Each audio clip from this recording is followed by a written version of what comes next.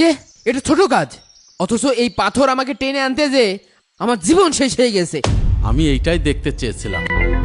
মানে আপনার কথাটা ঠিক বুঝলাম না হুজুর। তুমি যে পাথরটি নিয়ে আসলে, এটা তোমার ভবিষ্যতের রাজনৈতিক জীবন। তুমি বলছো নেতা হবে, এটাই তোমার নেতা হওয়ার রাস্তা। এই বড় পাথর তুমি একা টেনেছ, কেউ সাহায্য করেনি। কষ্ট তো তোমার একারই হয়েছে। হ্যাঁ হুজুর, খুবই কষ্ট হয়েছে। এই কষ্টটুকুই তোমার ভবিষ্যতের প্রতীক।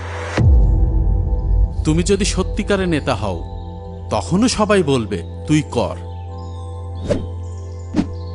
তোমার কর্মীরা ছোট্ট একটা ইট নিয়ে মজা পেল, কারণ তারা জানে তোমার লক্ষ্য বড়, তোমার বোঝাও বড়। তাও ঠিক কয়েছেন।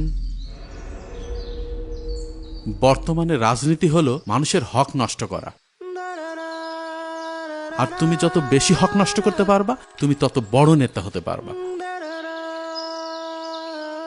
এই জুলুমের সবচেয়ে বড় তালিকা হচ্ছে মানুষের উপর জুলুম করা, ব্যাংক লুটপাট করা, অর্থ পাচার করা, আর মানুষের উপরে প্রচন্ড জুলুম করা।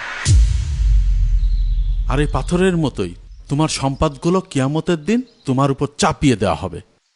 কি কন হুজুর, ওরা আমার সাথে সবসময় অশাল্যে কাজ করেছে, তাহলে আমার এই অশাল্যে কাজের ভাগিদার ওরা হবে না? না, কিয়ামতের দিন কেউ কারোর পাপ বইবে না।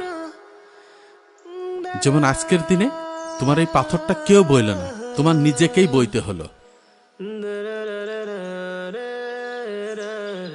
এই দুনিয়া স্বার্থের জায়গা, সবাই তোমাকে ব্যবহার করবে। নেতা হওয়া মানেই শুধু ক্ষমতা নয়, নেতা মানেই সততা, ত্যাগ, আর নিজের বোঝা নিজেই টানা। জি হুজুর, এই পোস্টারটা দে তো। হুর, আমি এখানে পোস্টারটা কেন ফেলে দিলাম আপনারা কমেন্ট করে জানান।